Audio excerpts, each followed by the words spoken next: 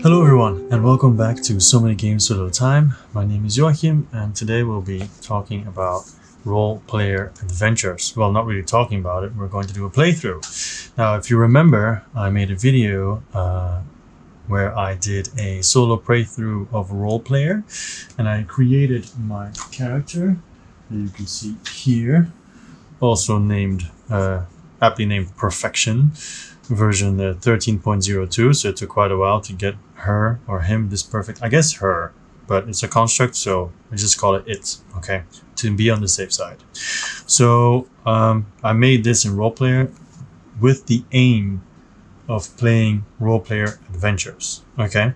So first of all, there's many things here. I should immediately say that the expansion is in there as well. It's the backstory codex, so I don't know if you can really call it an expansion. I guess so. So this one, the backstory codex, right? And that adds the backstory here. I really wanted to have it because when you play role player, you of course have the backstory and everything, and it's a bit weird not to have it in the main game. So you could also say, why wasn't it included in the main role player adventures game? But you know, it's true, but I'm not gonna go into that now. We're just here for a playthrough, right? That might come back when I ever do a review or something like that. So here it is. I think I'm gonna end up saying she anyway. But anyway, the construct, as you remember, Hunter. This time the skill has changed though. It's not the same as it was in roleplayer. So seasoned Hunter, choose a die in the dice pool, then discard any number of skill cards. For each card discarded, increase that die by 1. So I could get rid of skill cards. That brings me to actually my hand of cards. So you discard it, you don't lose the cards, okay? These cards are what I had last time when I played role player adventures. I was loyal. That was one of my traits. I had a familiar, a horned viper. I had sleight of hand, right? So I could steal. That was my skill. And also I was cruel. You know, that was all part of it. And these basically become now the cards in your hand that you can then use during the game. You can see here my stats. They have been altered because, for example, strength is 1. Used to be 15. But there is, in the rule book, there is a table that you're supposed to follow when you import it that says specifically how much you get.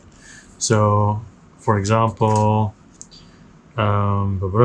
attribute score 0 13 is 0, 14 15 is 1, 16 to 17 is 2, 18 plus is 3, right? So all those have an impact, including the health. I start with 18 health, which is the maximum because I scored 41. Anything 40 and higher is 18, so at least that's good. You can also see this here, that is your stamina. Stamina will be used in many ways, but mostly to either add dice for a skill check or to mitigate dice rolls and everything. It's used for many different things, the stamina potions, stamina cubes. Also, when you use them, they go here and becomes fatigue.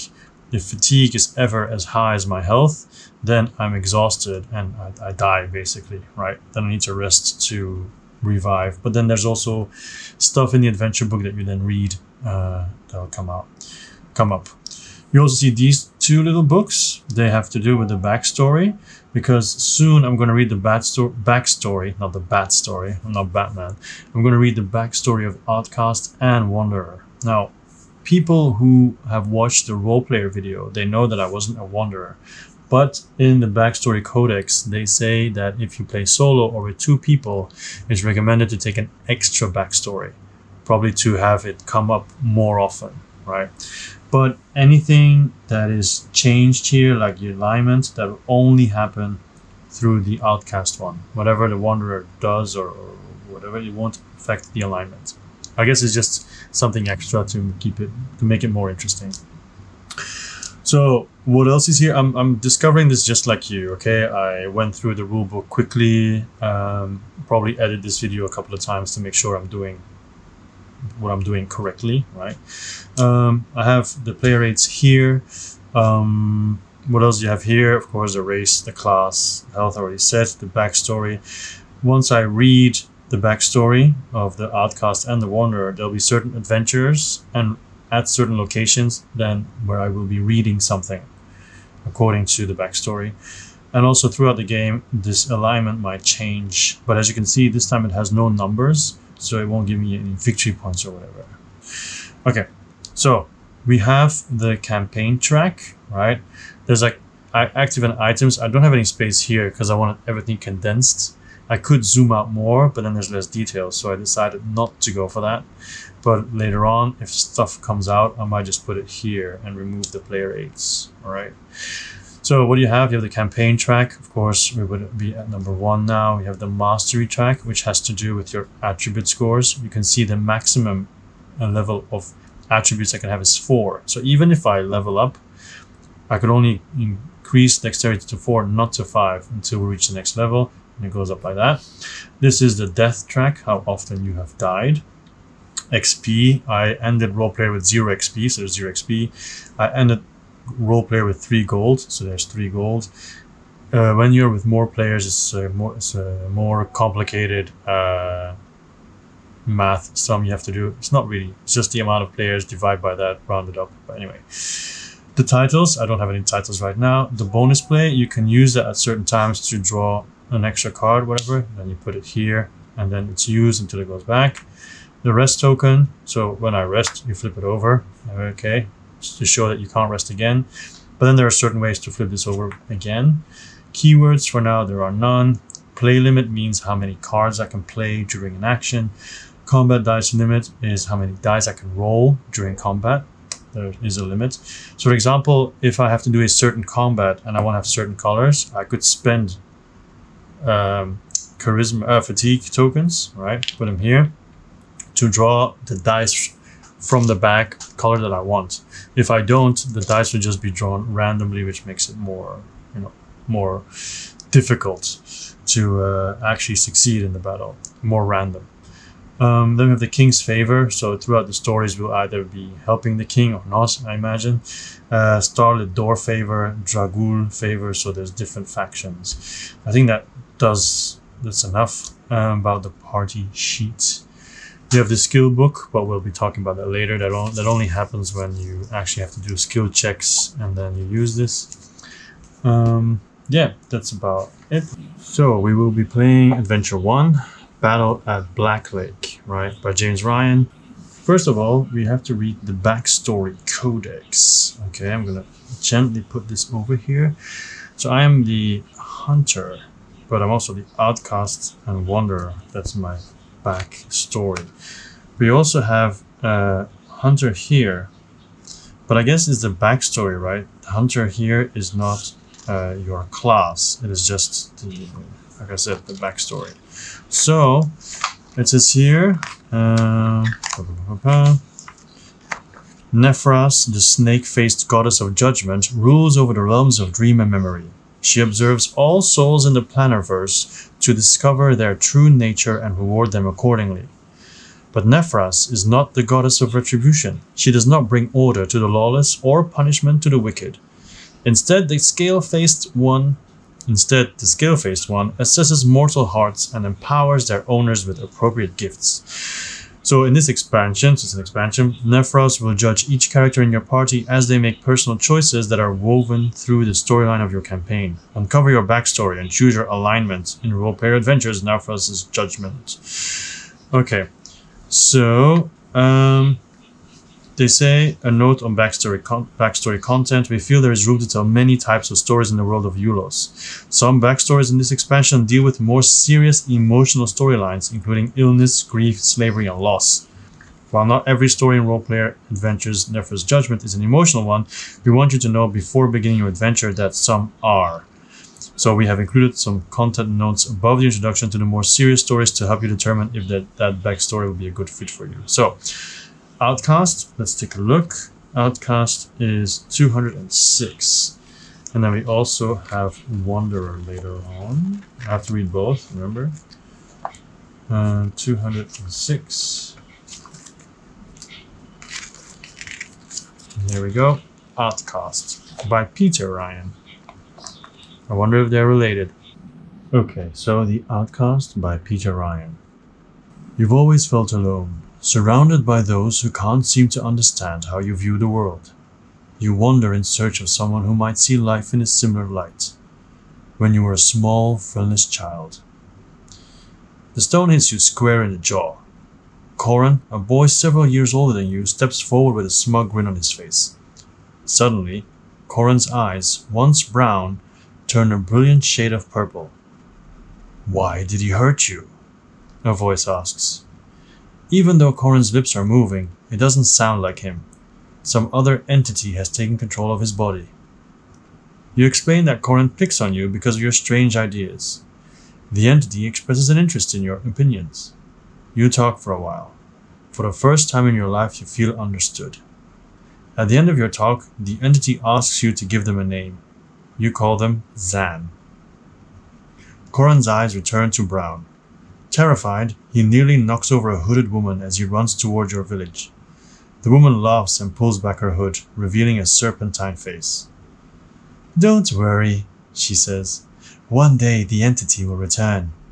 Are there limits, I wonder, to the price you will pay for their affection?" With that, the woman vanishes. Though her words were issued as a warning, you relish her promise that you'll encounter Zan again. So, Outcast player, record these adventure numbers and location letters on your backstory board. So, I'll take my backstory board, which is underneath here. Okay. And it's adventure 3, 4, 5, 10. You can see I'm writing it on the side because the Wanderer stuff will also be there. And a location E, E, E, E. Okay. Alright, then we will read the Wanderer. I'll put this here for now because everything else we have to wait for. We have to unlock. Wanderer. I guess it's the last one. Wanderer. By Peter Ryan. So this. You have no place to call home. You live your life on the move, going wherever the road takes you. You have a carefree spirit and are always up for a new adventure. Before you travel to the Dragul warfront. Drenched from the rain, you seek shelter in a barn.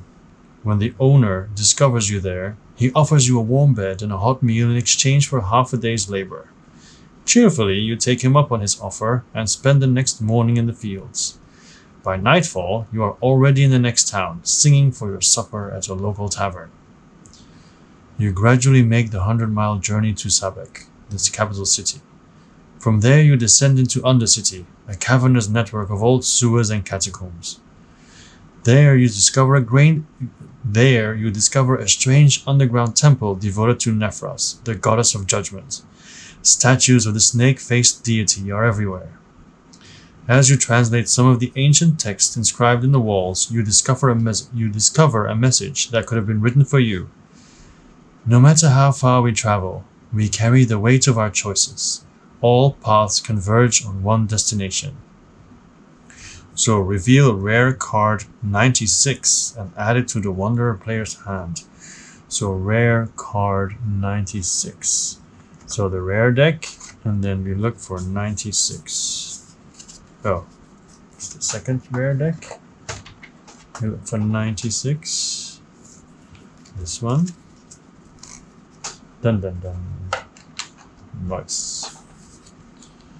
Wanderlust. Move any number of scroll cards from your hand to your spent space. For each card moved, add a random die to the dice pool. So then I need scroll cards. At the moment, I have no scroll cards. So the problem is I can't really see when it's shimmering for you or not. I've noticed in other playthroughs. But yeah. The glare, the glare, the glare. Okay, so aside from that, Wanderer player record these adventure numbers and location letters on your backstory board. So let's do this.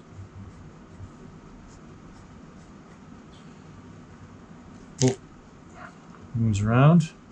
So 2, 5, 6, 8.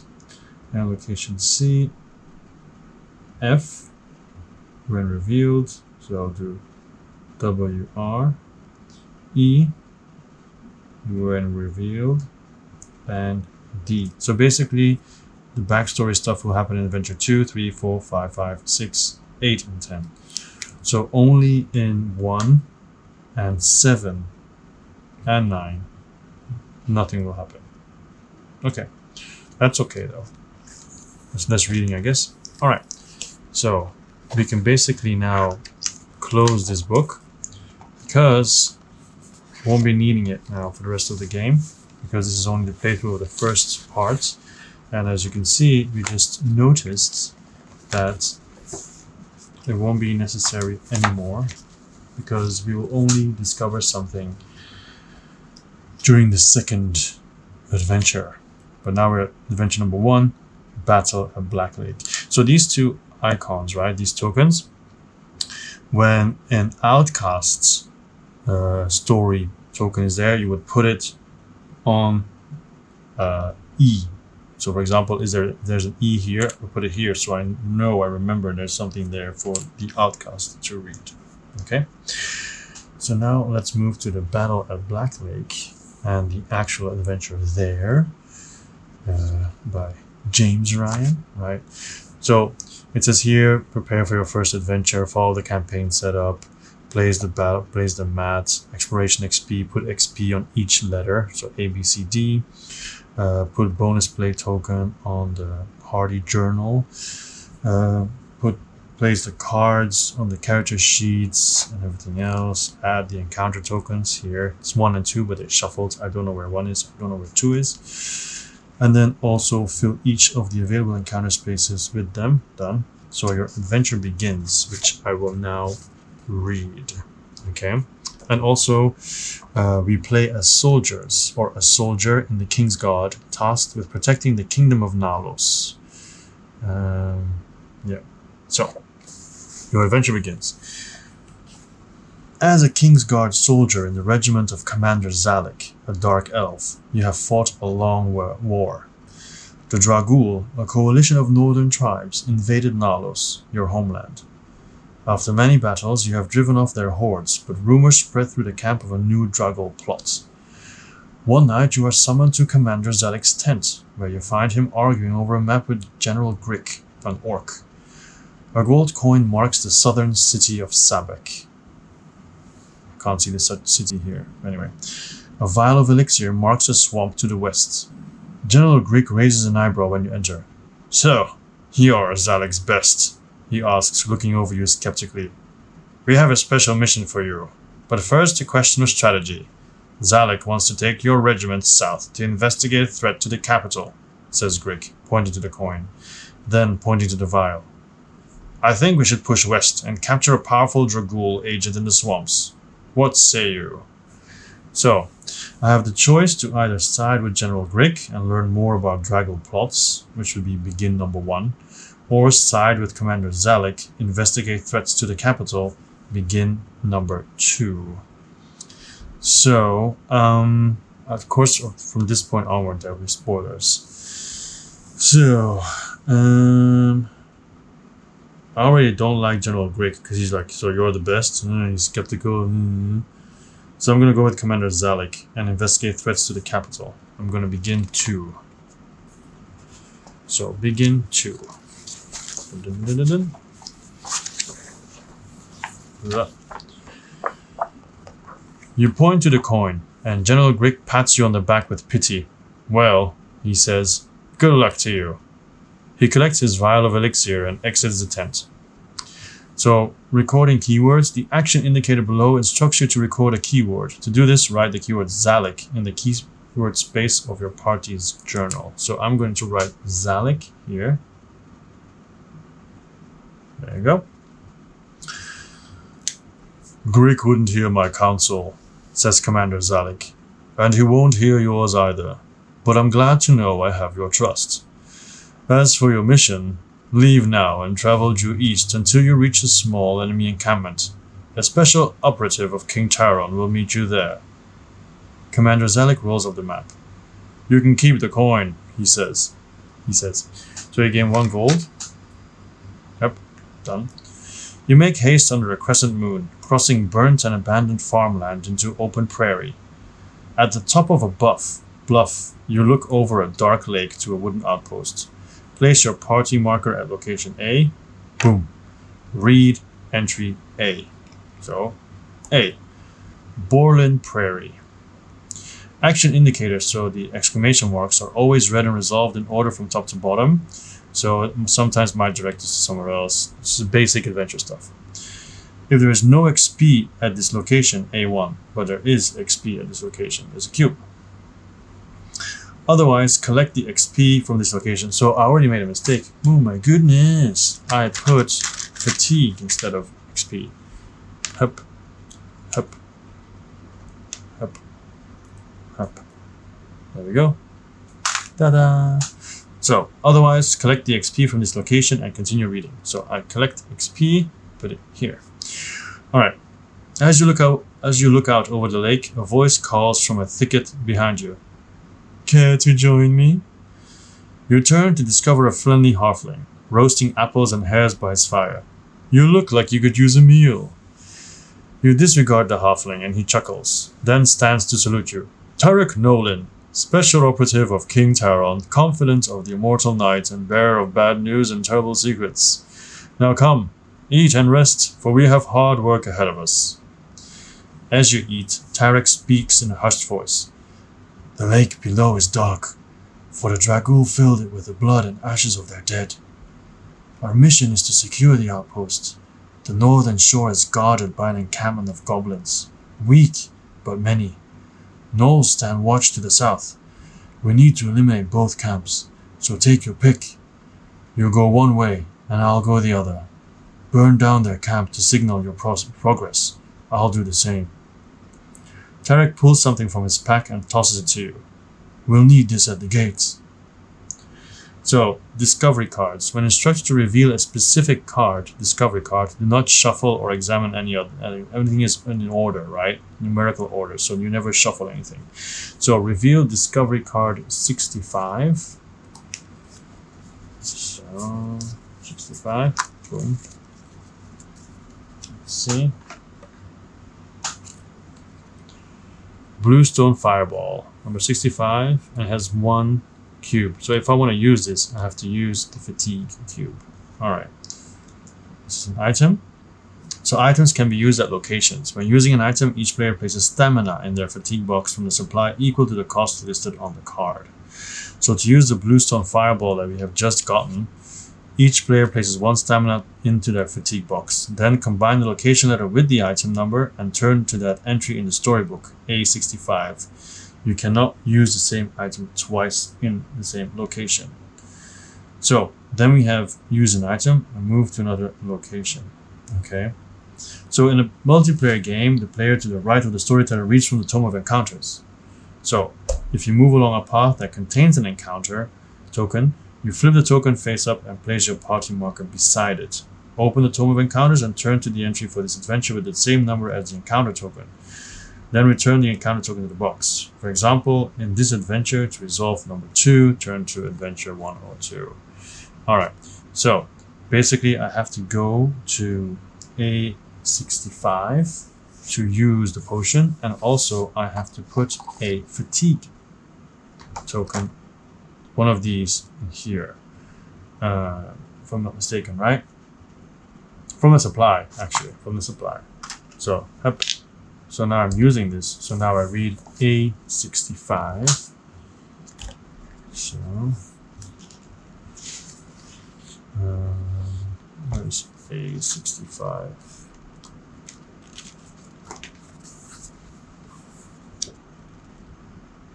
Storybook A65. Oh, it's not here. It's in the storybook. So it should be in here actually. A65.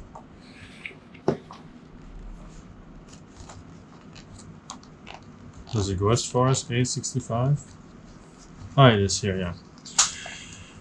If you have either of the keywords alarm or clear, A2, so we don't have that.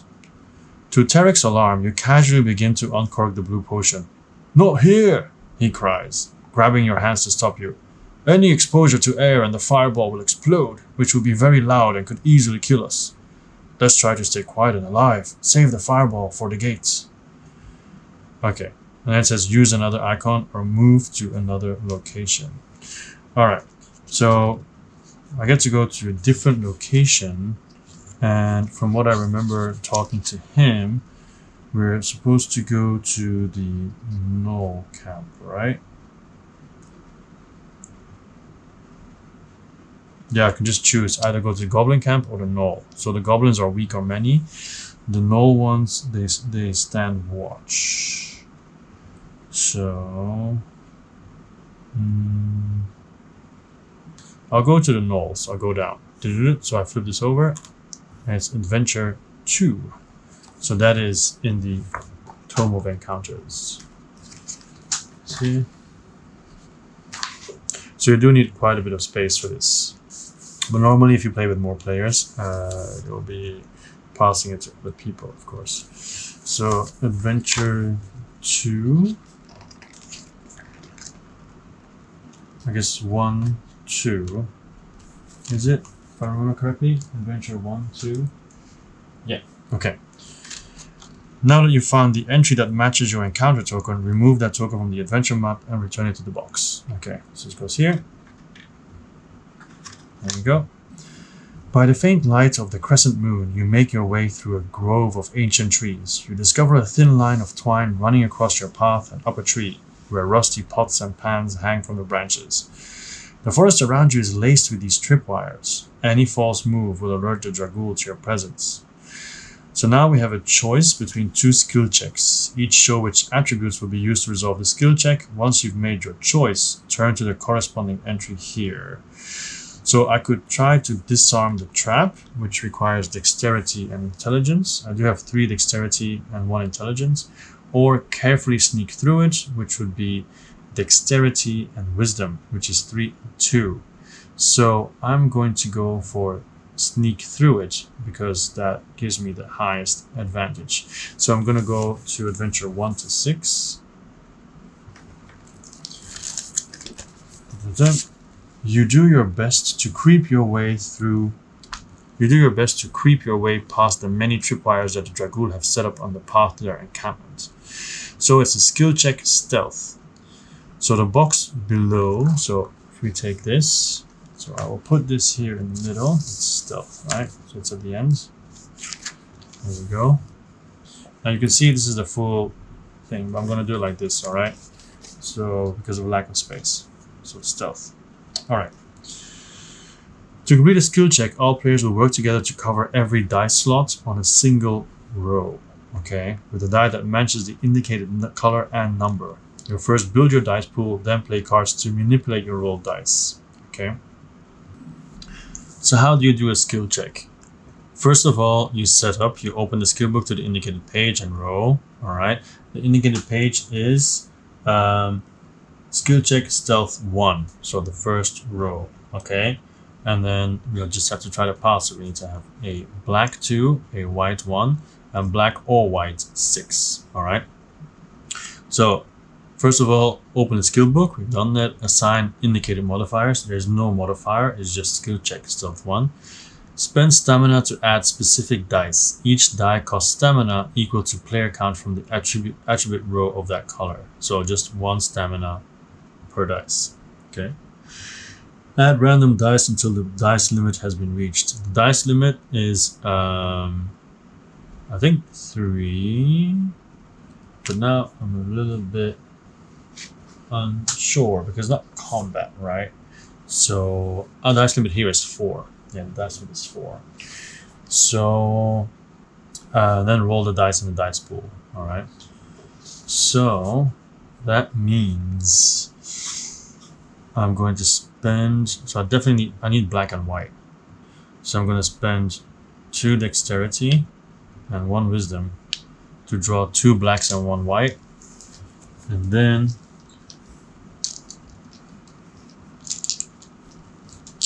two blacks and 1 white, and then I'll draw 1 more random one to come to 4. Okay, that's the green one. Okay, so then we roll the dice. So basically I want a 1, a 2, and a 6. It's 2, 2, 3, 3. Okay. So very important is to know if it has to specifically be that number or higher. But as far as I remember, it has to be specifically that number. But let's just check. Yeah, it has to be that value. Okay. So at the moment we only have one. We have none. None of these work. So then it says play cards to alter the dice in the dice pool. Each player may play cards up to the party's play limit, which is 4. And then spend bonus play tokens to play more cards, which is here. And activate player's class abilities, and then play dice on slots. So let's see. Wanderlust, move any number of scroll cards from your hand to your spend space. For each card moved, add a random die. I don't have any scrolls. I only have traits, familiar, and skills. So Wanderlust is useless. Vargar. That means I can turn any kind of die. So when I say Vargar, loyal. I can turn any kind of die in blue or pink, which is useless. The Horned Viper means that I can either take the die. I think it means that I can take the die or re-roll the die. So I guess either roll it or re-roll it. I guess that's what that means. Yeah. And then roll it. So that could actually be good. And sleight of hand means a 5 can change into a 1 or a 3. If I'm not mistaken. And let me just check that out. Yeah. So basically you can change the value. So that's also useless. Then we have Cruel. A black can be turned into any other color. That is also useful. Alright, so the way I see it now is black can go to white, right? So that's also not useless. I need white to black. Oh my goodness. Spend bonus play tokens to play more cards, but that's not useful. My player's class abilities. Choose a die in a dice pool, then discard any number of skill cards. So I can discard skill cards. I can discard sleight of hand, discard it, and then increase that die by 1. But even then, it does nothing, right? It's not enough. So basically, this is a really, really shitty first time. All right, let's do the Horned Viper. Okay, and then it has the little arrow, so that means it's spent. Okay, so I grab the familiar die from the bag and roll it. Here we go. It is 5, which is also not good. It's just, this is all horrible. All of it is horrible. Yeah. And Wanderlust can only be played once per adventure. Well, actually no. Now I could use Sleight of Hand to discard it and turn the 5 into a 6. Okay, so I discard Sleight of Hand. Alright. So this becomes a 6. Boom. And I can place this here. So I already have 1. Cool. We've covered 1 space. And then the other ones, black to any color, it does nothing, right? Yeah, because even if I use Cruel and then I use Loyal, blue and pink give me nothing. Yeah, I think there's literally nothing I can do here. And then the annoying part is it says gain rewards for all covered dice slots. The dice slot doesn't have any reward, so the stuff that I spent was useless. I might as well have not spent it, to be honest, because my result didn't help me whatsoever. Okay, well, I did what I did, right? We have to live with our choices. As you say, my construct is not perfect at all. It's not perfected well enough. All right, so gain rewards for all covered dice slots. Return all dice and modifiers. Return all cards from discard spaces to hand spaces. So I do get my card back, but not my familiar. My familiar is spent. Return, flip the rest token of the party journal face up, but it's already up. Review the current storybook entry and resolve the outcome. So of course I only had 1 covered. So I think this is for now not in there because it's spent. And because that happened, we triggered the alarm. Hey! I'm also going to see what it means again when something is spent. Okay, so to get my familiar back, I have to actually rest. So the dice is here for now, sadly. Alright, so that skill check is done, and we obviously failed, so we triggered the alarm. Adventure 112. It's not going good. With a tremendous racket, pots and pans rain out of the trees around you. Surely every dragool in the camp is alerted to your approach. Oh well, nothing to do but charge ahead. You can only hope that the rogue is having better luck on his side of the lake. Record the keyword alarm. You go to Zalek and then alarm. Okay. So Tarek is handling his side of the lake. Remove the other encounter from the adventure map and return it to the box. Alright. Continue adventure 114.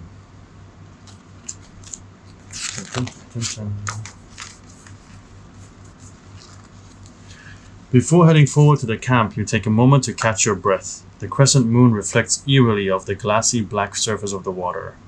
Rest. The first choice indicator below gives you the opportunity to rest. You should rest now so that you can learn how it works. So, basically, it says here, page 11 of the rulebook. I'll just go over it with you guys, the different steps you can take. First of all, spend 1 or more XP.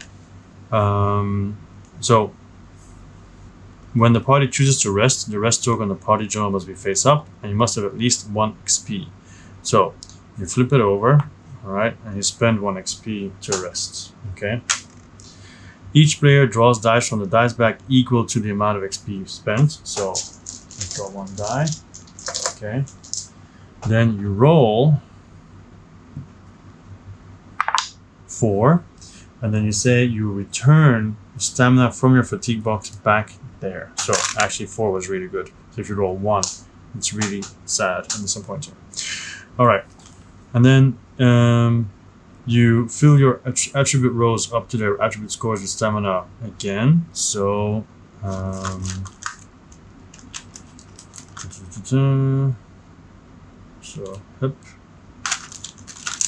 Oh my goodness. Yeah. Okay. All right.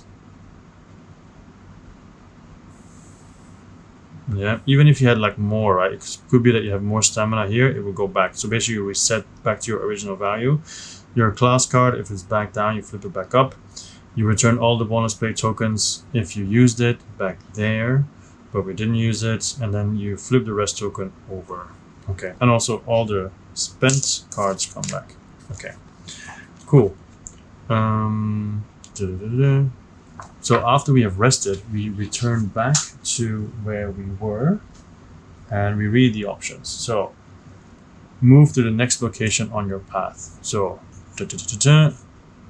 we're at the Knoll camp, which is C. So then we'll read C,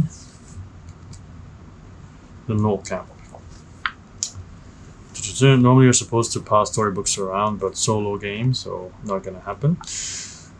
Alright, so I'm supposed to check now for keywords. So for example, if there's no XP at this location, but there is, otherwise collect XP. There we go. Have the XP. If you have the keyword goblin, C5, we do not have it. If we have alarm, C2. Alright, so C2 is here. A single campfire lights the empty tents and packed bags of the Knoll encampment. Behind you in the darkness, a twig cracks. You turn to face the blades of 3 dog-faced creatures emerging from the darkness. They snarl and bark at you in their native tongue, spreading out to force your backs to their fire.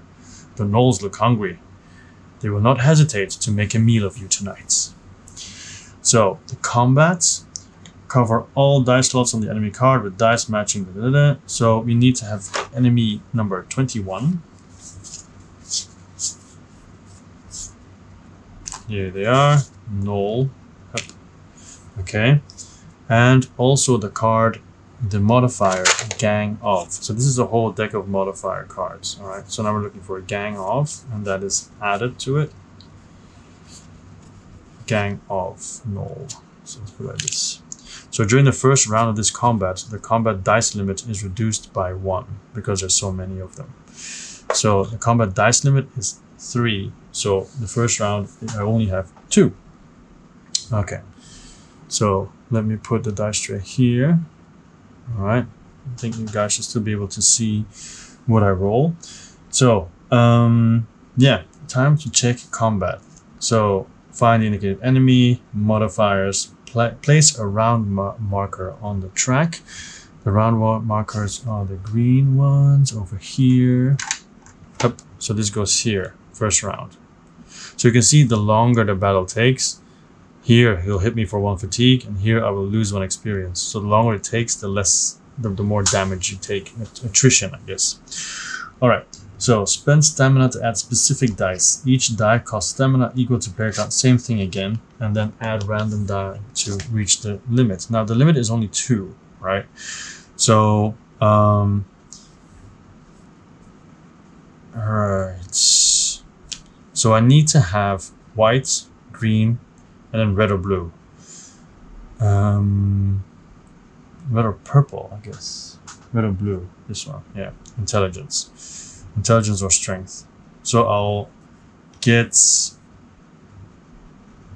but then you have to roll those values as well. Man, it's so difficult. You have to have that specific value and that color. Oof. It's really punishing. It makes me want to go for something specific. You know, get like 2, it's like get like a red and a purple.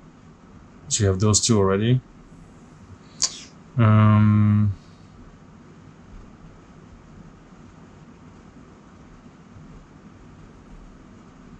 So the red stuff underneath here, those are counterattacks. So at the end of the first round, if it's not covered, that's how much he'll hit me. So if I cover nothing, he'll hit me for 8. And the start of the next round, he'll hit me for 9. And my health is only 18.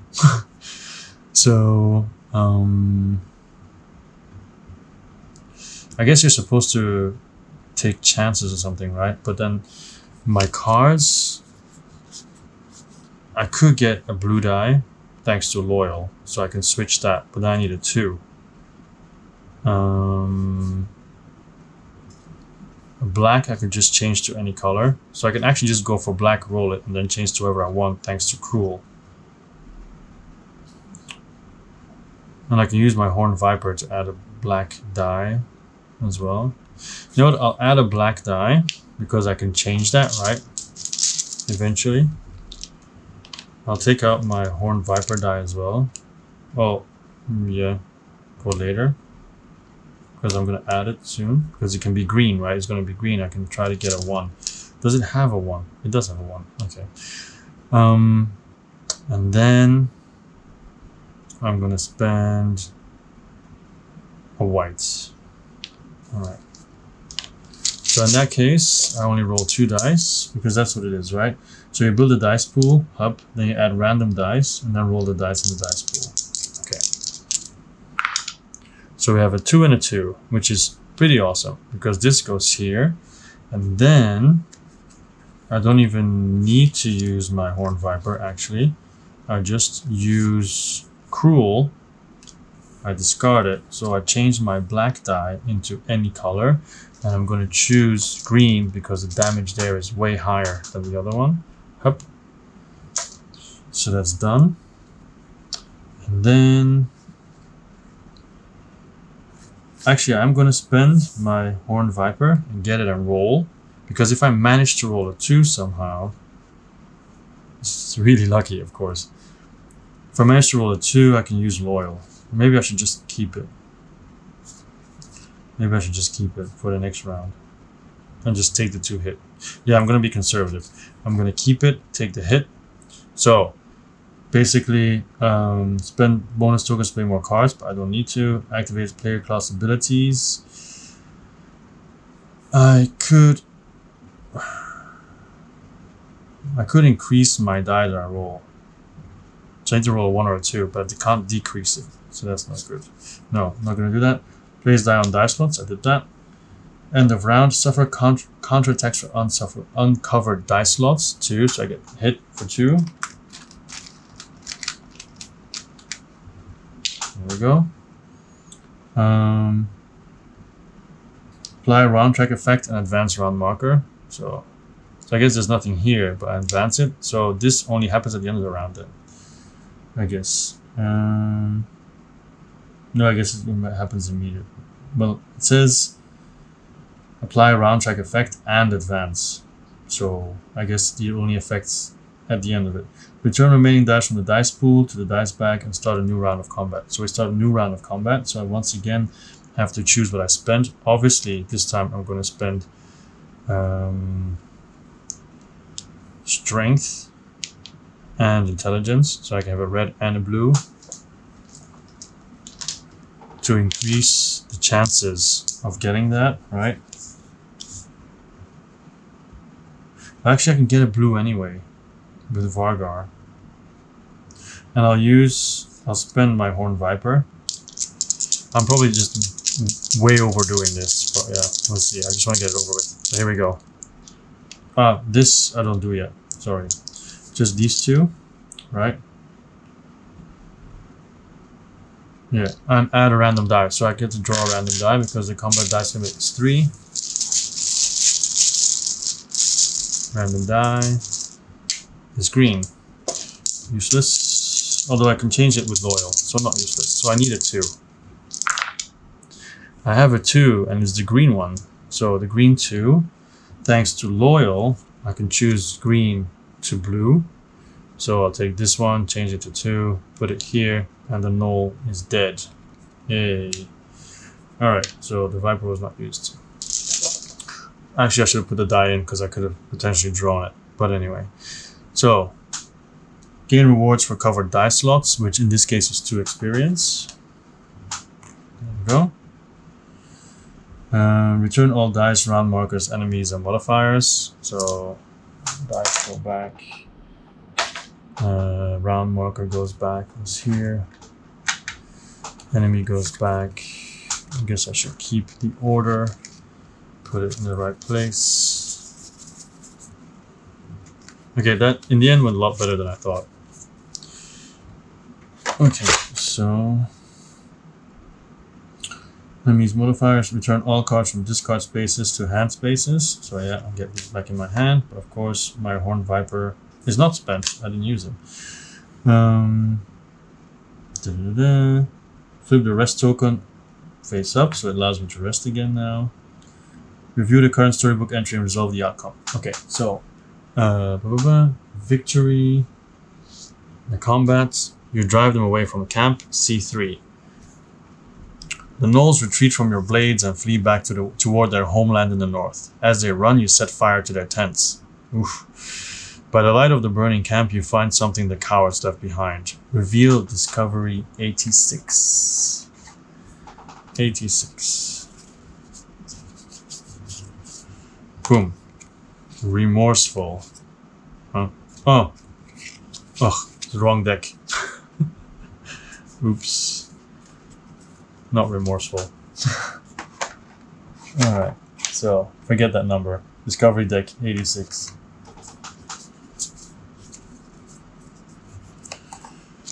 A lodestone pendant. Alright. Record the keyword null. Okay. No. Another fire rises from across the lake. You trust that Tarek is making good progress and will meet you at the fortified gate ahead. If your entire party is exhausted, mark the death track and read the correspondent. But no, we didn't die. Okay, when a choice indicator offers you the opportunity to use an item, you may also choose to use 2 items at the same time. To do so, you combine the location letter, like C, and turn to that entry in the storybook. For example, C65.86. So that would be these 2 together. Each player places stamina into their fatigue box from supply equal to the total cost of both items. That would be 1 and 0, so just 1. And then you cannot use the same item combination twice in the same location. So I could use in a one, but I guess I'm supposed to, right? Let's just see what it does. This time Tarek's not around to stop us though. So I'll put it here. Okay. And I will check C65.86. Finding no use for these items together, you decide to play a game. You hang the bluestone fireball from the chain of the lodestone pendant and whirl it around over your head. Then you hurl the fireball into the air as high as you can, catching it again before it hits the ground. Fortunately, you are good at playing catch, so you do not explode yourself in the middle of the knoll encampment. When your game is over, you feel reinvigorated. So you add 1 stamina to your strength attributes from the supply, ignoring the usual limits. So strength is +1. It's good because I spent it. I have it back now. And then you can use another item. We're not going to do that. And then rest or move to another location. I could rest, but I kind of want to save my experience. Oh yeah, the gang off can go away.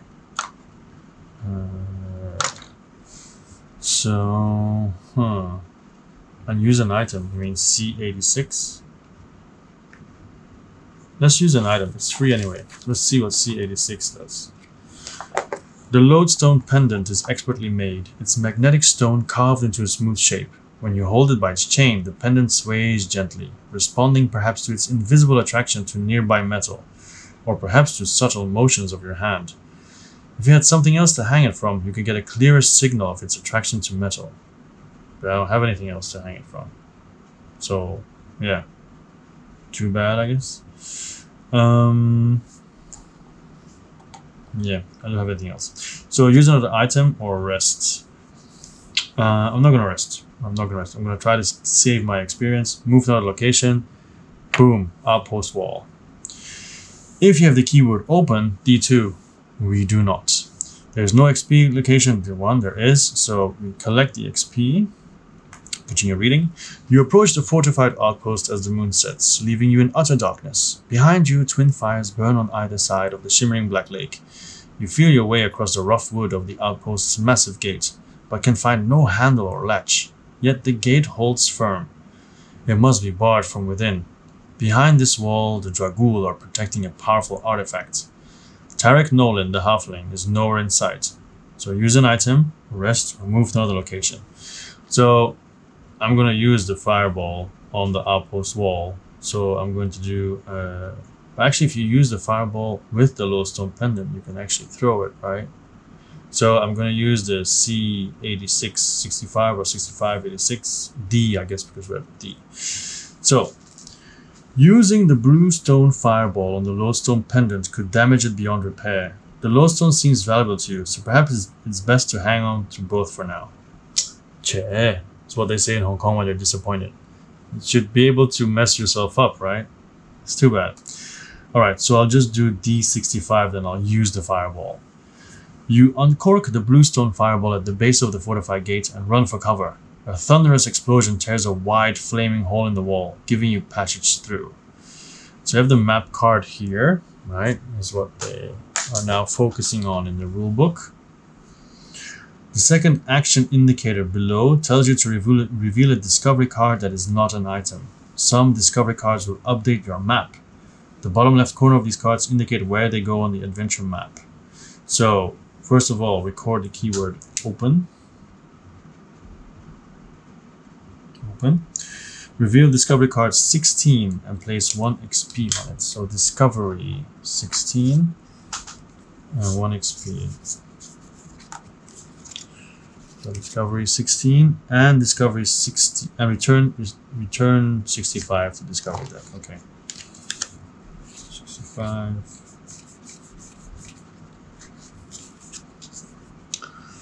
Alright, it's quite a bit of hand holding at the moment though, but we'll see. Okay, 16. Alright, so this will cover up this one, I guess, because it's, yeah, this is where it's supposed to go. And now we put this. Remember, we're actually here, right?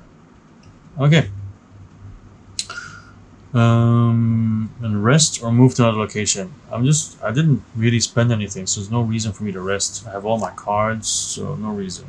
So I move onto E. So, oh wait, I am gonna rest. Sorry, I am going to rest because I want to get rid of these tokens. So I have 3, 6, 7. It's a lot, right? Because if I roll a 1, I'm screwed. I'm gonna spend 2 XP. I don't really want to, but it is what it is. So 2, I draw 2 dice, and I roll 2 dice, and that's the amount of... You know what? Let's live a little. Let's spend 1. I draw 1 die, I roll 1 die, and I'll live with the consequences. Yeah, let's go. It's purple die. It's gonna be good. Yeah, let's go. 4. Good enough. I'm happy with that. Basically means I have 15 health out of 18. Good enough. Good. Happy I didn't spend both. Alright, so we are now in the outpost interior. So that's something that, I mean, it's nice to have a miniature, right? But they're basically not at all who I am. So yeah, whatever. So I'm never gonna paint this because it's just like a marker, right? It's not that.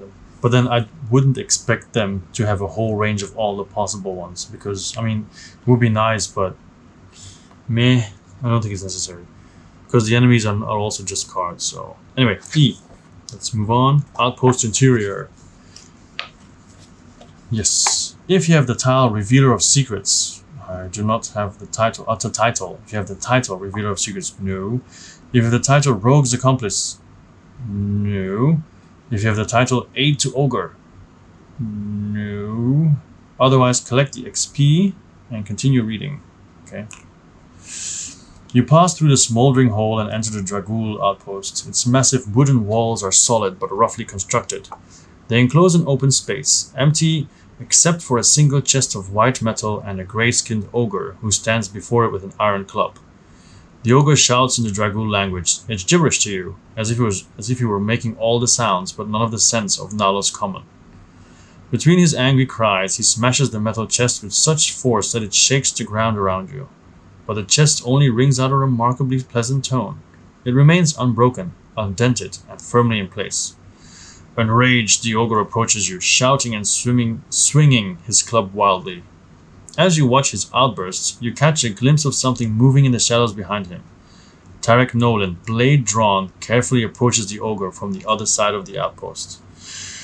So, at this location, the choices you make will affect your standing with the 3 major factions. So find the favor marker and place them on the 0 starting space of all 3 faction tracks on your party journal. When ready, make your choice how to deal with the ogre. These 3, up, 0, a 0, and 0. So I can actually choose the side of the Dragool. Okay, so I could attack the ogre, which is E2. Try to understand what he is saying, which is E3. And E3 is intelligence and wisdom, which I only have 1 cube. Oh, but wait, I rested, right? I'm supposed to refill these. I rested. So these are supposed to be refilled, all of them. You see, it's still beginnings, right? Alright, so 1, 3, 1, and this is supposed to be flipped over as well. Okay, so I'm going to try to understand the ogre because I have 3 there. I'm confident, even though with my cards I shouldn't be. But okay, E3. Try to understand what he's saying. As Tarek creeps closer, you try to understand what the ogre is saying. Dragool and Nalos Common are not completely divorced. 1,000 years ago, when all of Ulos lived in peace, the 2 languages were a single tongue. But after all these centuries of separation, it is no simple task for you to comprehend the ogre's angry rants. So, skill check, interpretation 1. So, interpretation, here you go, 1. So this is the art for it, but because of lack of space, I'll just do this. Up. So dice limit is 4, and it's 2 and double lined. What is double lined? It's also a color, I guess. It is a color. I guess it's blue. Double lined is blue. Yeah. Okay, because otherwise blue and purple are maybe not easy to that would make sense. Purple, intelligence, and wisdom. Yeah, okay. So the dice limit is 4. So obviously I'm going to spend all of it, intelligence and wisdom, to get 2 whites and 1 blue. Yeah, 2 whites and 1 blue. Because it's a regular skill check, right? So once again, spend stamina to add specific dice. Each die costs stamina. Blah, blah, blah. Add random dice until the dice limit has been reached, and then roll them. So it'd be really nice if I have a white or a blue. It's a red. But, you know, maybe I can use that. I can use it to turn to a blue. Yeah, okay, that's cool. So then we roll it, see what happens. So I need 2, 3, 4. Wow, 3, 5, 6, 6. But the 3 can be used though, here. But then we have 5 and 6. The numbers are not good. The numbers are not good at all. Alright, so 3, 5, 6, 6. And I really want to understand the guy, right? So play cards to alter the dice in the dice pool. Is it possible for me to do anything? Like, I could use the Horned Viper, get the die out, and then use that. I could change the 5 into 1 or a 3, but it's exactly what we don't need. But then I could use my Hunter skill to increase it by 1 by discarding a skill, but this is a skill I'm using, so it doesn't work. Loyal could turn any color into blue, but it's too high. Cruel changes black into any color. So from the way I see it, I can only add a second die. Oh, it's really sad because I really wanna understand the dude, you know. Speed and spend bonuses, play tokens to play more cards, but it doesn't matter. Class abilities, plays dice on dice slots. I wish there was more ways to get more dice. It seems like my character, the way it's set up, the skills really don't match the character. So I could change the 5 into 1 or a 3, but that doesn't help. And I can get rid of the skill and increase the die by 1. Also, it does not help. I mean, this combined with the Horned Viper could potentially get a 2 or a 4, but then we don't have anything else. And this as well, move any number of scroll cards from your hand. I don't have scroll cards. So the Wanderlust is completely useless. And then Loyal is good, but the numbers are too high. And then Cruel is change black to any color, which would be handy, but that's handy if I get my Horned Viper out, but then I can still only cover 1 spot. I'm very sad right now. But what I could do is get rid of Sleight of Hand and increase my 3 to a 4, and then at least get 1 experience from the whole ordeal. Yeah, there's no other ways to increase it, right? It doesn't say either, like, you can't take, I spend 1 experience to reroll or whatever. It's not an option. So I'm going to discard my Sleight of Hand to use my Hunter skill. Increase my 3 by 4. And move it here. So at least I get that. Because everything else... I mean, I'm gonna use my Horned Viper to at least hope to get a 2. Because I think we're close to the end of the scenario anyway, right? It's the last post. We might have to fight though, so I might be really screwing myself over, but we'll see. 3. Okay. That's still too bad actually. I'll use Cruel to change the 3 into a 3 white. Say this one. Yep. This is gone. But then yeah, that's it. I only have Loyal to change the color, but Yeah, I'm just gonna double, triple, double check whatever. It really is that way, that that number has to be that number. It must be the indicated color and value. Yeah. Yeah. It's crazy difficult. Alright, so anyway, we do it. I get 1 experience for trying to talk to him, I guess. And then we fail. So you roughly understand the ogre's meaning. Doesn't happen. He grows frustrated with you and attacks, so E11. I'm so sad. I guess that increases replayability, right?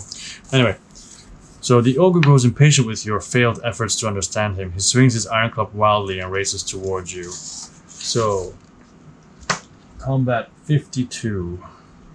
And of course I spent a bunch of stuff now. So, pretty much screwed, I think. 52.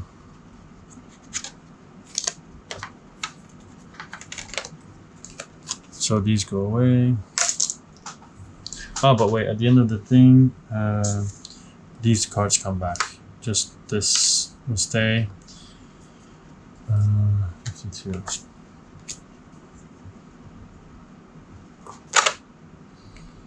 Alright, this flips back up.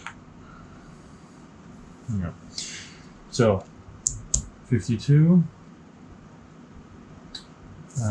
Tog. Yeah, that's his name. Alright, so round marker. First round. The dice limit that I have is only 3. And he is white, purple, red, green.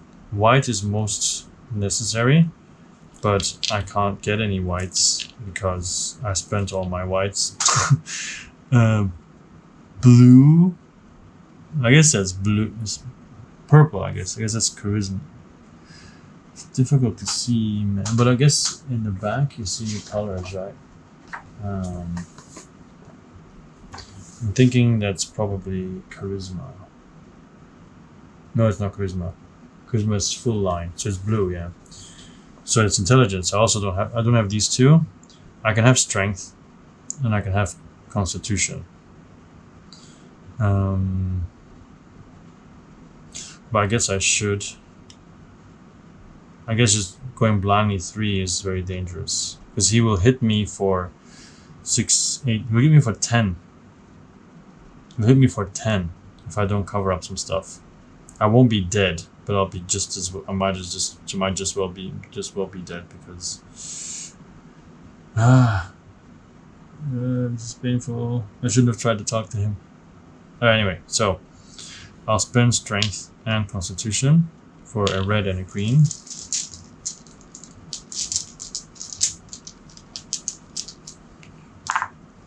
And then because combat dice limit is 3, only 3, I draw 1. Another red.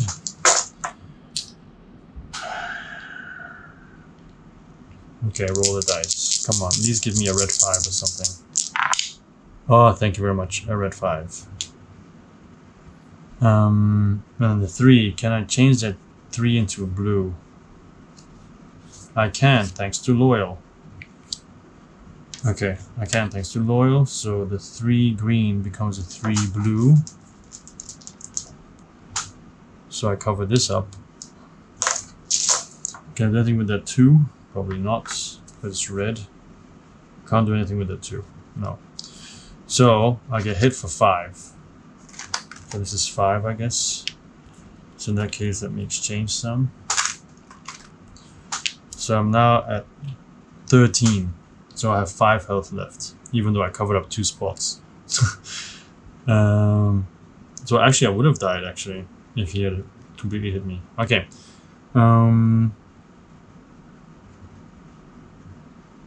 Spend bonus tokens, pay more cards. No class abilities. Was this flip back up? No, it wasn't flip back up, so it doesn't matter.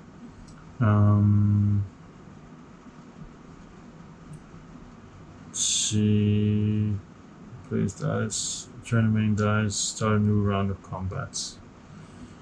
Okay, so I lose 1 experience. And a new round of combat. Oh, what did I do? Oh, wait. Sorry, the 3 was here and the 5 was there, right? So I need white and green. Now I can turn black into whites, but the green 6 is going to be very difficult. So I'm going to spend 1 to get a black.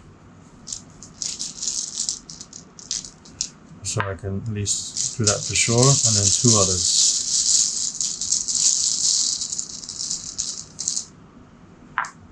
It is a green. It's 6. Yay, I got it. Still have to roll, of course. Oh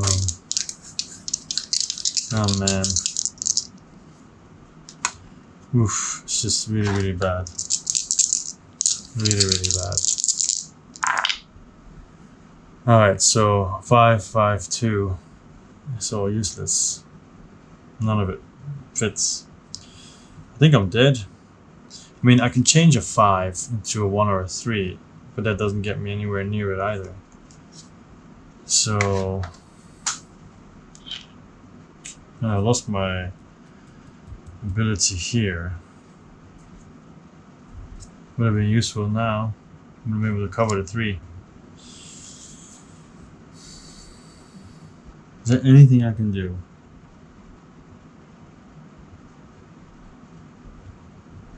Play cards to alter the dice in the dice pool. Nope. I mean, I can alter it, but it's not going to give me anything. Spend bonus play tokens to play more cards. Doesn't matter. I don't have the cards. Activate player class abilities. No. Place dice in dice slots. No.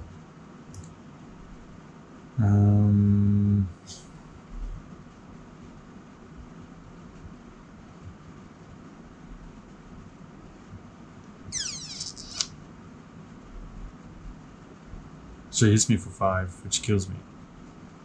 No, it doesn't. Yeah, it does. It does. It does. It does. It does. Let me just double check in battle. I'm pretty sure there's nothing else that I can do. Yeah, there's nothing I can do. Man. Okay, so in that case, he hits me for 5. So boom, that's 15, 16, 17, 18, 19. I am exhausted. And when I am exhausted, and thus also very much dead, then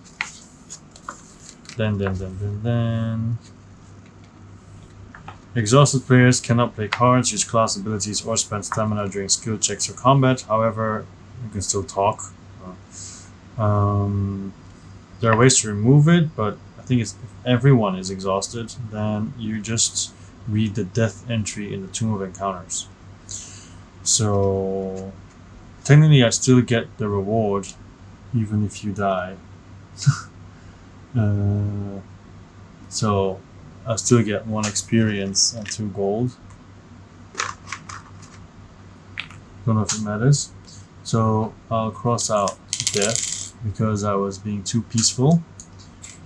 I'm trying to help the Dragul, I guess, understand them or whatever. So, death 1 in the Tomb of Encounters. Because there's nothing else that I could do.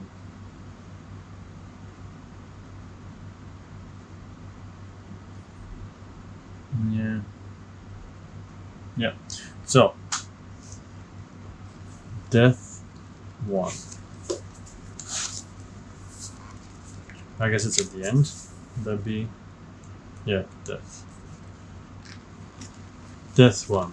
You sit down to rest and your vision becomes distorted, as if a rippling curtain of fog were passing between you and the world. When the fog lifts, you find yourself in a stone hallway, cold and dark. An old woman approaches from the darkness, wearing a black hood that obscures her face. Her voice is warm and kind. "It's good to see you resting," she says.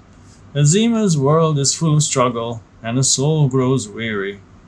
She finds a smooth flagstone and sits down beside you.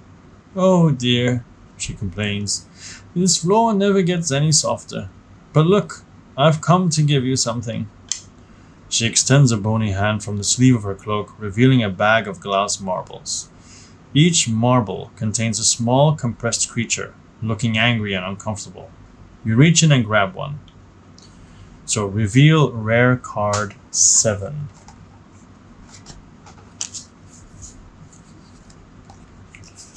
Fiend of Confinement. Plus, plus, plus. That is basically plus 3 dice. Record the keyword passage.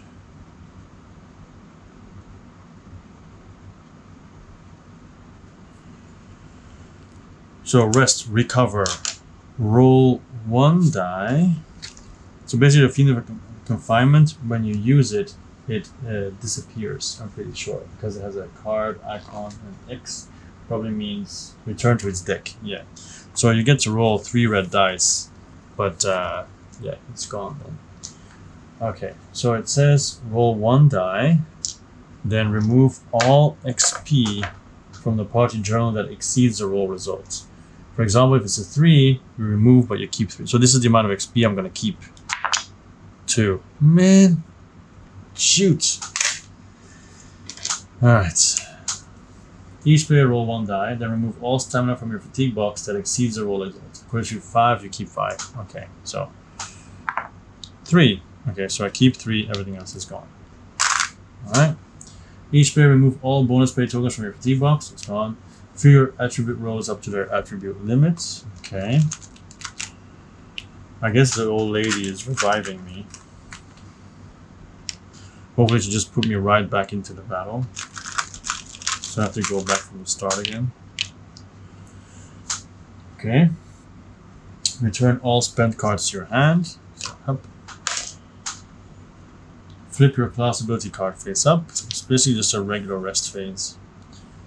If you have just completed an encounter, move to the next location on your path. If your party marker is already a location on the adventure map, read the base entry for that location instead. So I'm just going to read Outpost Interior again. Alright, because there's nowhere to go. So technically I could try to talk to him again and then potentially die again. Which I might do, to be honest. I'm that kind of person. Alright, so we're back at E, Outpost Interior. Although no, now I have some stuff maybe. I have passage, so I don't know if it means anything.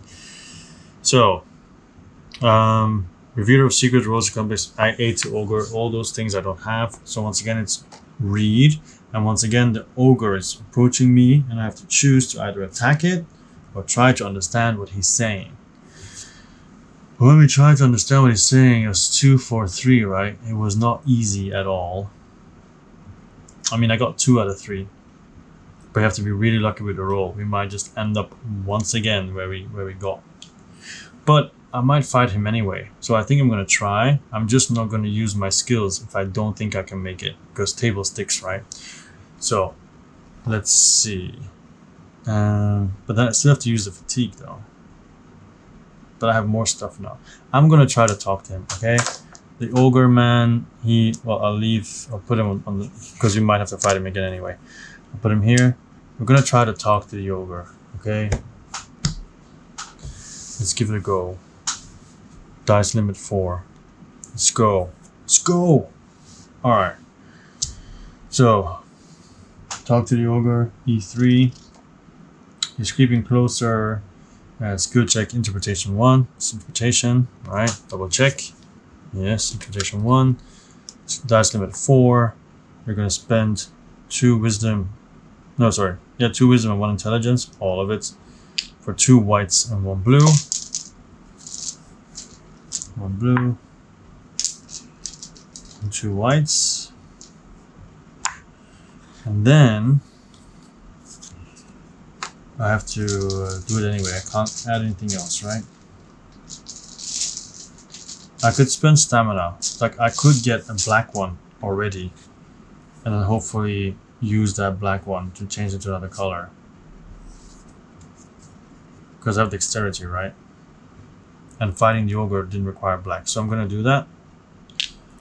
Even though it really hits my health. But, you know. But then I might get a black anyway.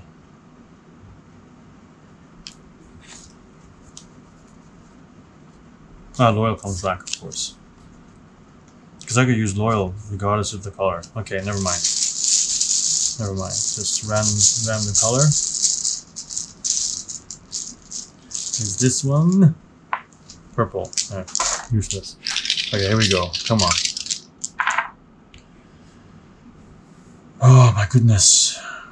So 3 goes here. Again. It's like, just, what is with these freaking 6s?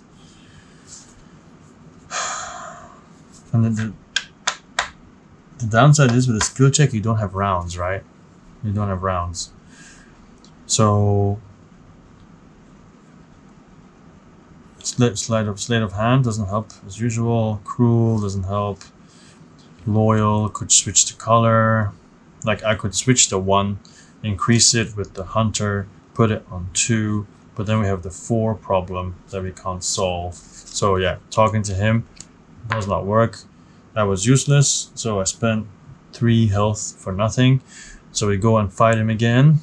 Well, at least I tried, right? So we go and fight him again. Hup. And start with 3 dice. Combat dice limit. So I can spend, but then this increases. So I think I'll just draw 3 random ones because so many colors anyway, right? Just 3 random ones, don't spend anything. Because I have 6, I can take 12 damage. Okay, so 1, blue. That's not a roll, by the way. Green. Okay, that's pretty good. Green. Matejka the 6. And red. Okay, so these 4. Oh, combat limit is 3, so just these 3. Roll 622. Kind of horrible, but not too horrible. So I'm going to first of all use Loyal. I can't use Loyal. Oh my goodness. I can't use. Oh, shitty roll. Yeah, I can't use anything. Wanderlust is useless. Just throw it away, burn it. I could use Hunter, get rid of Sleight of Hand. No, I'm going to use Fiend of Confinement, put it back. Number 7 in the rare deck. 7 in the rare deck. Get 3 red dice and roll them. Because if I get a 5, or some other colors, honestly, that would help tremendously. So 1, 2, 3. 5 for 1. So I get what I asked for. 5 is here already. And then 4, 1. So 4. Oh, it's not much better though. 4 could be great for whites, but I don't have anything that does that.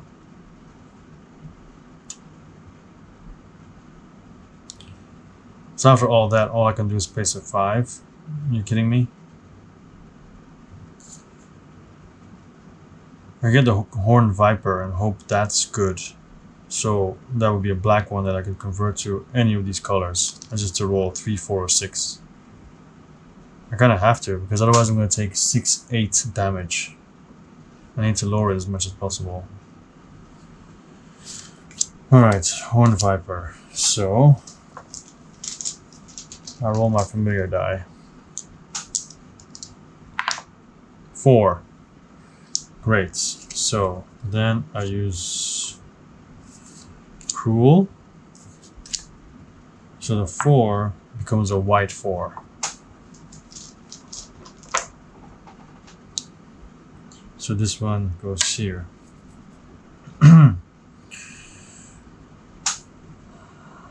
So I don't have a 3, so that sucks. So yeah, that's it. That's the end of the combat round. There's not much more I can do. So I get hit for 5. So I'll remove 5 as well. So I just take 2 big ones. So I'm at 11 health, and I lose 1 experience.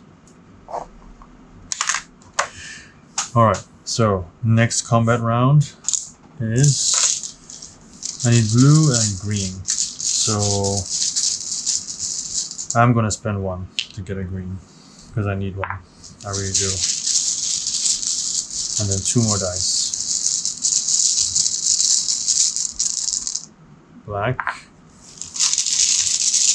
It's not useful. And blue. Blue is useful. Well, any color can go to blue. So, yeah. Alright, so I need a 6 and a 3. 6 and a 3. Oh my goodness, yes! Yes! Done. He's dead. He's dead, he's dead, he's dead. So I get 2 experience. Or at least defeated. I don't know if he's dead. 2 experience and 4 gold.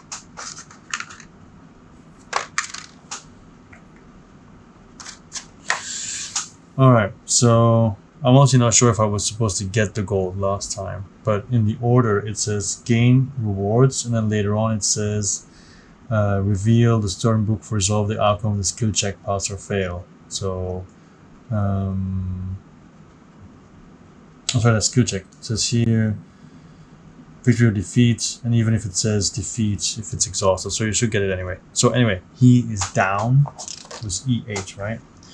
No, it wasn't E8. It was where was it? E3. He attacks E11. All right. So victory, you put the ogre out of his misery. E5. You end the ogre's life quickly and mercifully. Tarek approaches, sheathing his blade. Nice work, he tells you. I didn't have to do a thing. Reveal title card 3. Ah, title.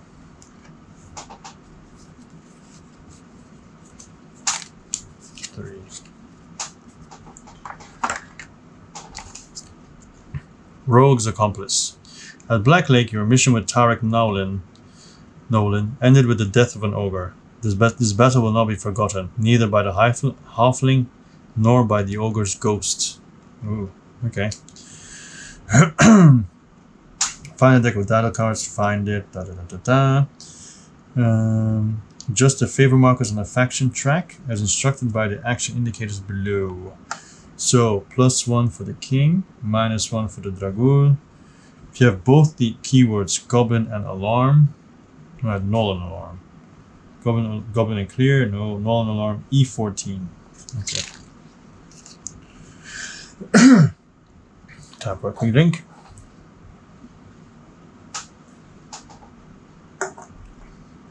Now that the outpost is calm, Tarek relaxes on a tree stump and carves slices from an apple. Oh, I just remembered, he says. I should thank you for bungling your approach to the Knoll camp. You made so much noise that all the goblins from my side to the lake waded into the water in hopes of watching you die. I could not have asked for a better distraction. E21.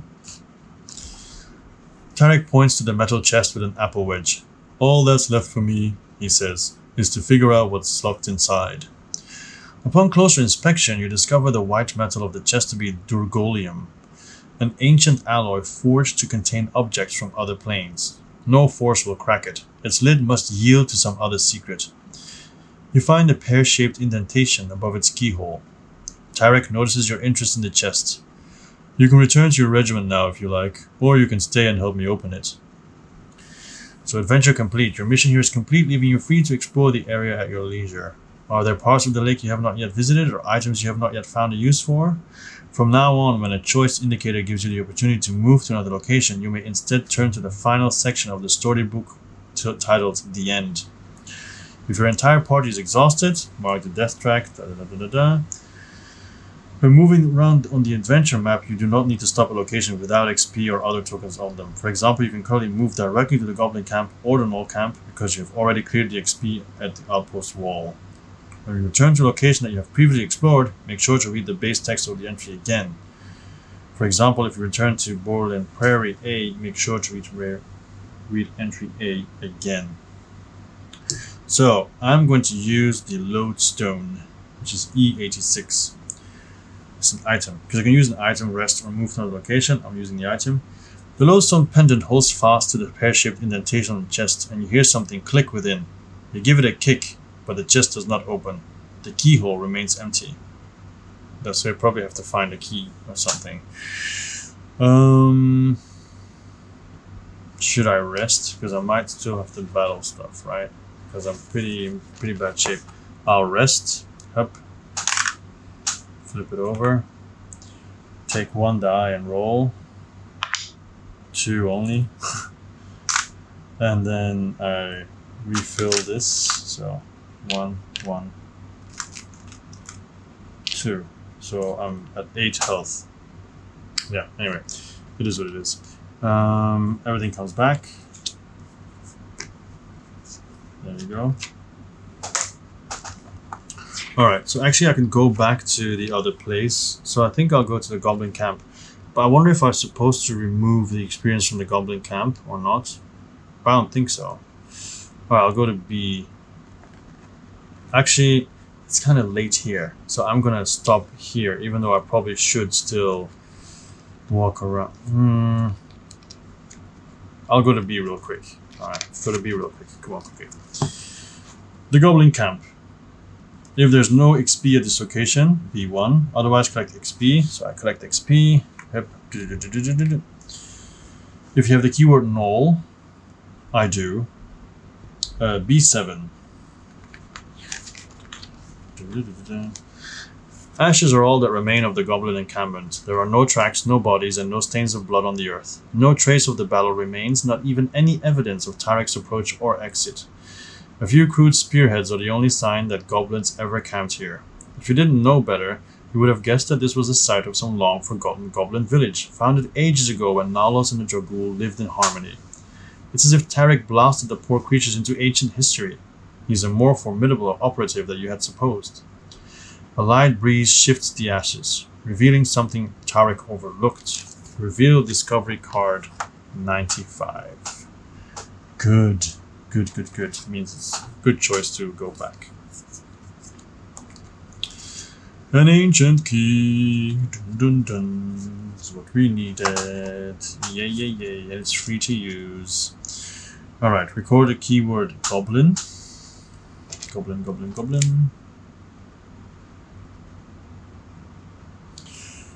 Keyword goblin.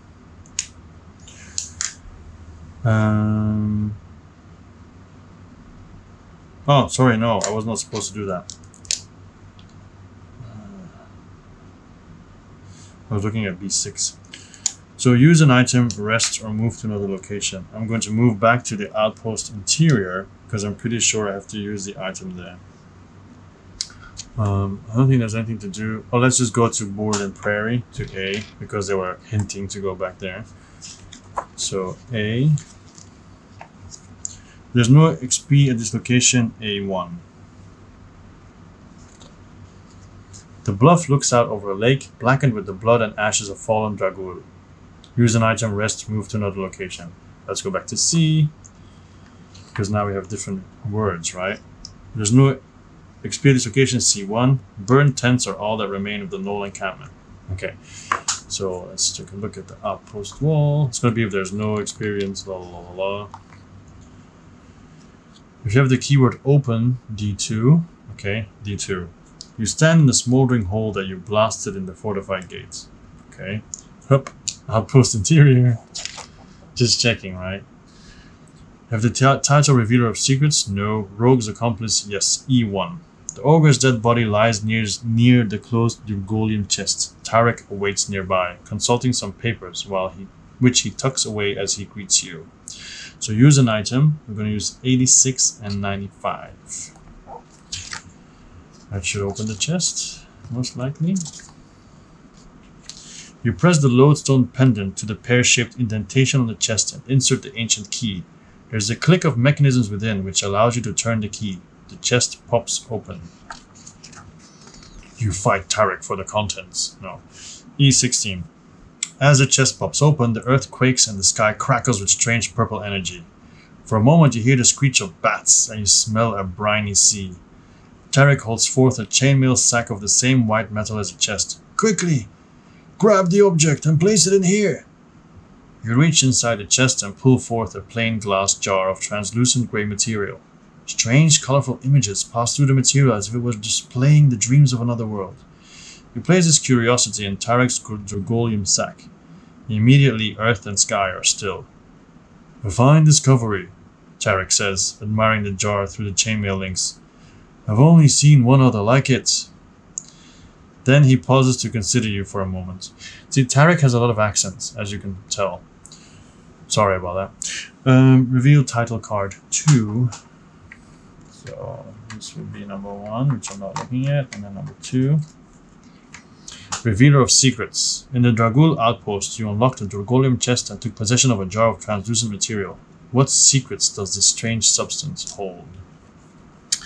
If your king's favor is 1 or higher, E19. So it is 1. So E19. Tarek smiles and hands you the Dragolium sack. Hang on to this, he says, but use it wisely.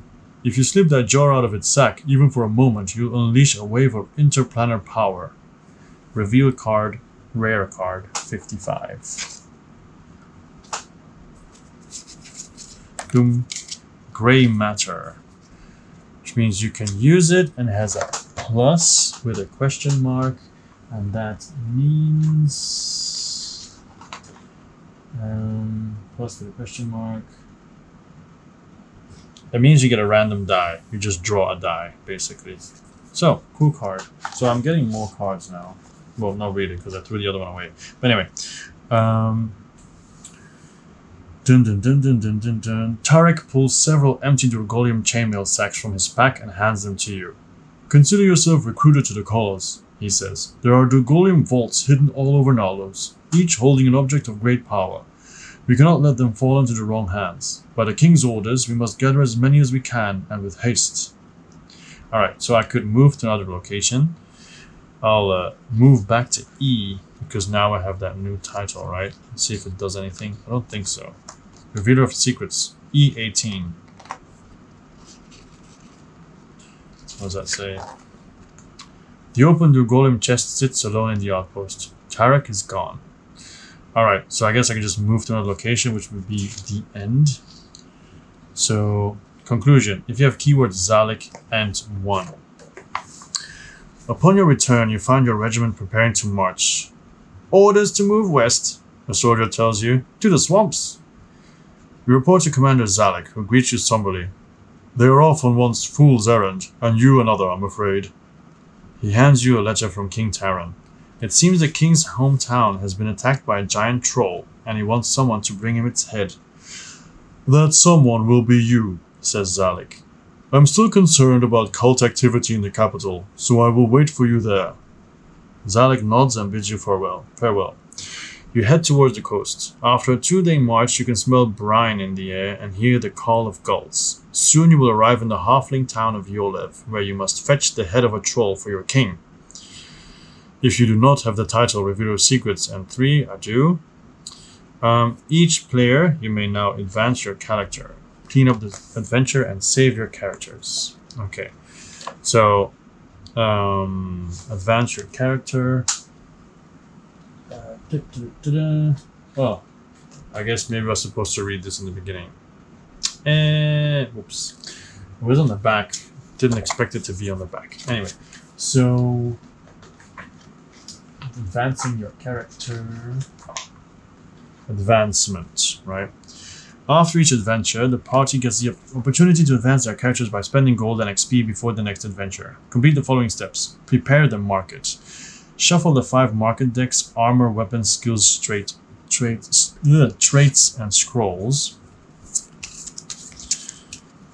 Reveal the top card of each deck and place it face up. If any of the market decks have been depleted, do not reveal cards from those decks. And then you can also visit the Adventurers Guilds to spend XP to train their characters and strengthen the party in various ways. The advancements and their XP costs are listed below.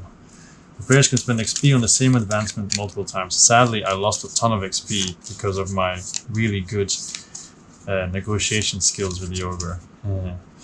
Alright, so weapon. The weapon that's available is a Unholy Flail. Increase a black or purple die by 1 or 2. I'll put it higher. I think it might have less glare there.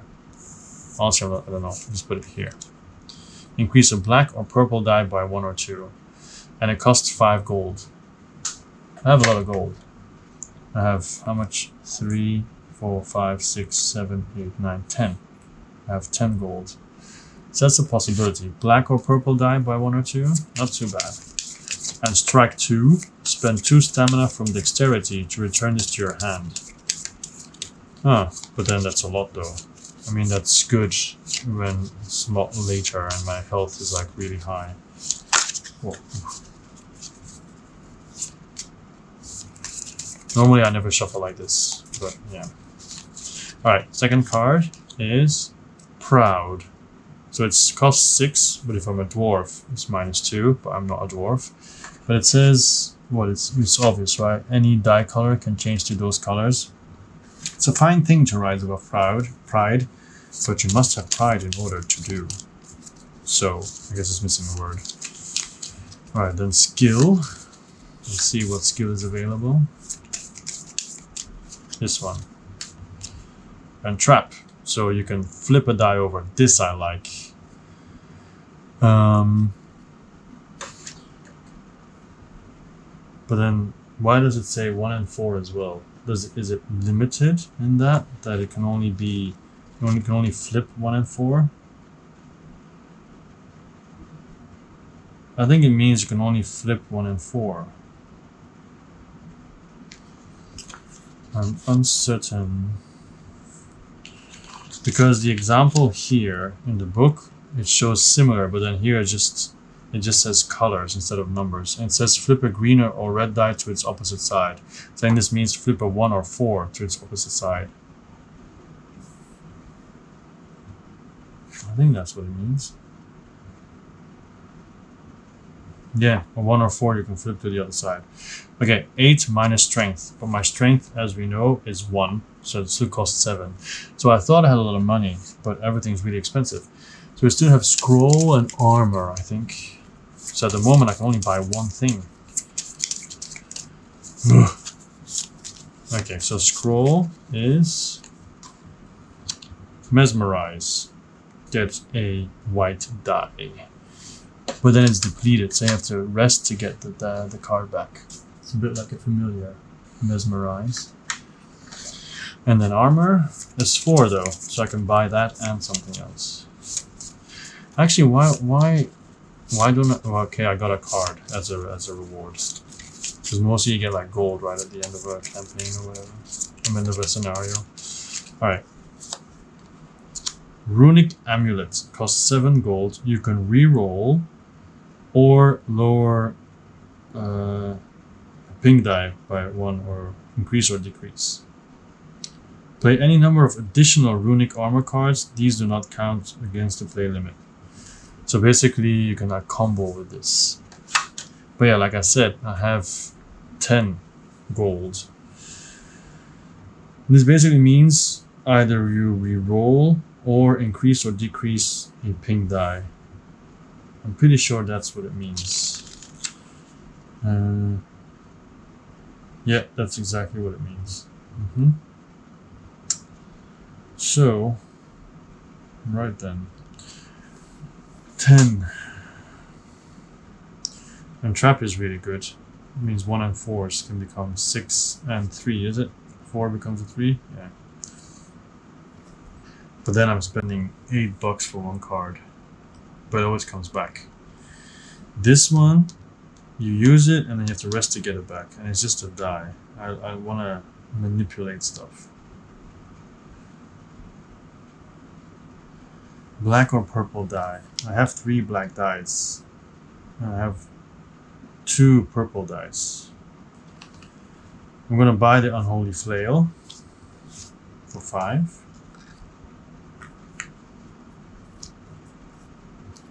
There you go. And should I buy Mesmerize anyway?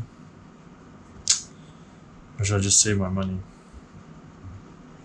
Because it's white, right? White at the moment. Wisdom, I have 2 already. But then, by spending it, I don't have to spend charisma. Fatigue. I'm just gonna buy what I can buy at the moment. So Mesmerize 4. Bang. There you go. Screw saving money.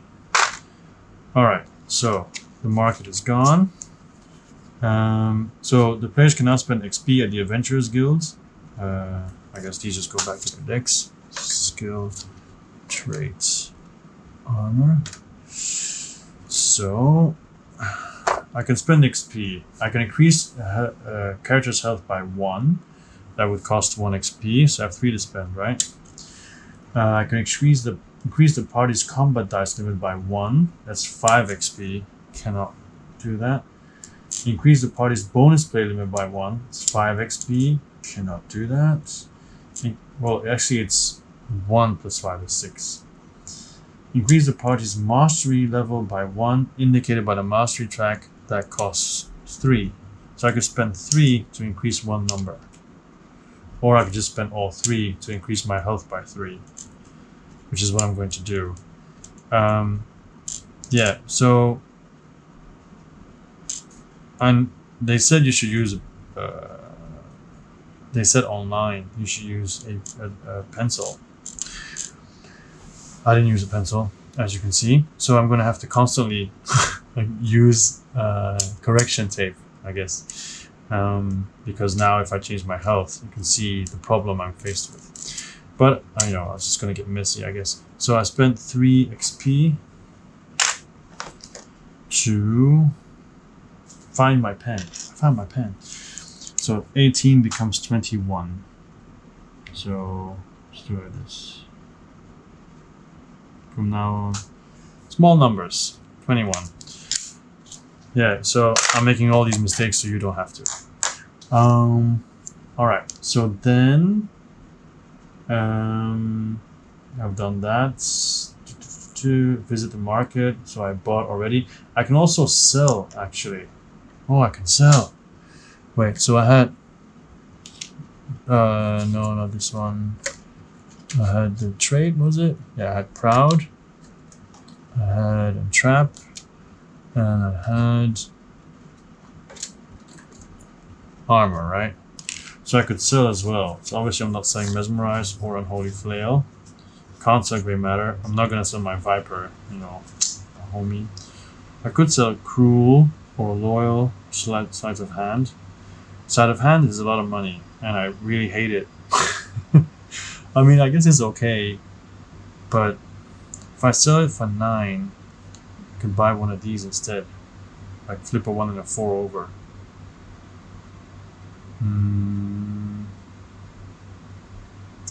Can't get rid of Wanderlust. Too bad. But then, if I get rid of sleight of hand, then I should actually have more skill cards. If I have more skill cards, that becomes more interesting. But I need to sell something that's worth 7. That would be cruel. But cruel combos nicely. No, I'm not gonna sell anything. Not gonna sell anything. But I should have bought a trap actually, instead of both of these.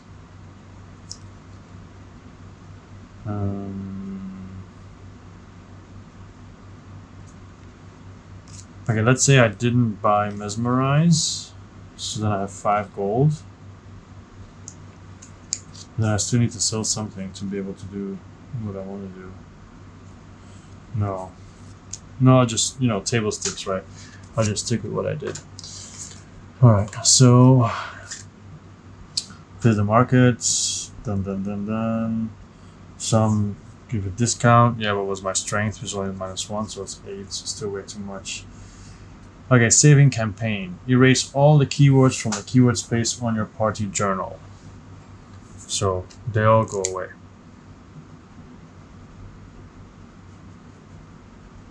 So once again, don't use a pen, use a pencil. I'll double check if it's actually in the thing or not. Return all map cards and item cards to the discovery deck. Put them back in numerical order according to the numbers on the card backs. So card and items. Does that mean that I lose? Ah, discovery. These are just rares. Okay, no, I don't lose them. Okay, so discovery. So this will go back. Number 16. Number 16.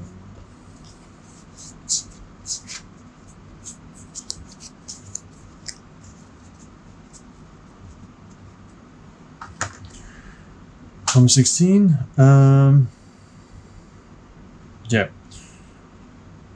put them back in numerical order. Yeah. Store the party's title cards with the party journal for use in the next adventure. Do not return the party's title cards to the title deck. So, okay, this is the save thing, I guess. So I'll just put it in here. And also, I think I should write down the titles. No, so I'm gonna write it down. So, rogues, accomplice, revealer of secrets. Okay. All right. So I'll put them here. Store each player's hand of cards separately for use in the next adventure. So now I have 1, 2, 3, 4, 5, 6, 7, 8 cards. So I'll be able to do a lot more. Okay. Record the party's current gold and XP totals in the saved gold and saved XP pages on the party journal. So nothing and 1. Yep. Return all bonus play tokens, gold and XP from the party journal to the supply. So all this goes away. There we go. Mark the box that contains the favor mark on each of the 3 factions to record the party's current standing with those factions. So, up. I don't have to do this because it's just 0.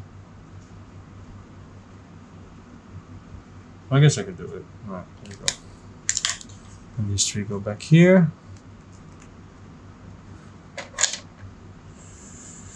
Mark the box on the campaign track that corresponds to the adventure that the party just completed. So that's number 1.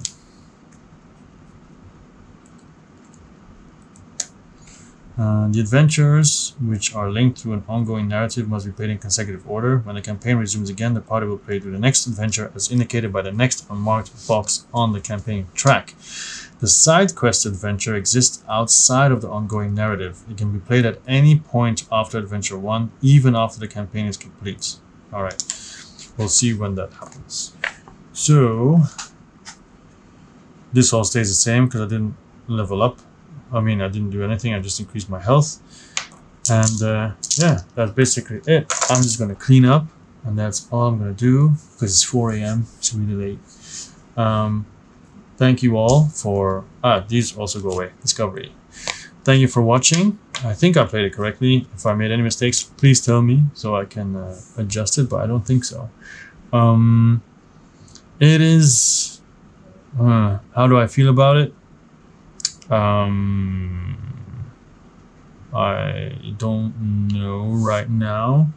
I want to give it some more time. It's the first time. Also, I'm not sure. I want to play with a pre-made character and see if maybe that's more balanced, or I want to see how you get your gear, because at the moment the gear I had didn't really seem to gel with my character, but we'll see with my strength, my attributes. It seems like I have to correct immediately, you know, but yeah, I don't know. I guess we'll see what happens. It'll also be interesting to see what the backstory codex will be, because next time there will be a Wanderer story that comes out.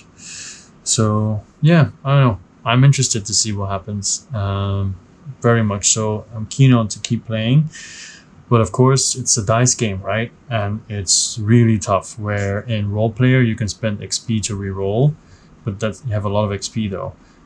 Here you cannot reroll at all. It's just reroll once and you better have the cards, or otherwise too bad, you know. Yeah, but I did hear that the fact that you can die and you basically respawn, they don't want you to go back in time and do everything from the jump again, like replay scenarios, because it's not really thematic. Here they actually turn it into a story, right? You die and you meet the old lady and she basically just throws you back. And I think there's an X amount of times you can die and then it stops. So yeah, I don't know, we'll see. We'll see. I liked it. I think it's cool. It's tough. It's tough. Yeah, you need to be lucky. Like when I killed the ogre, it was luck. You know, it's a dice game. It is what it is. But cool. Please join me again next time to see where this adventure is going to take perfection. Obviously, you can see I'm saying she. It's far from perfect, but we'll see what happens. All right. I was Joachim, or I have been Joachim, and I'll see you again next time. All right. Bye bye. Have an amazing day.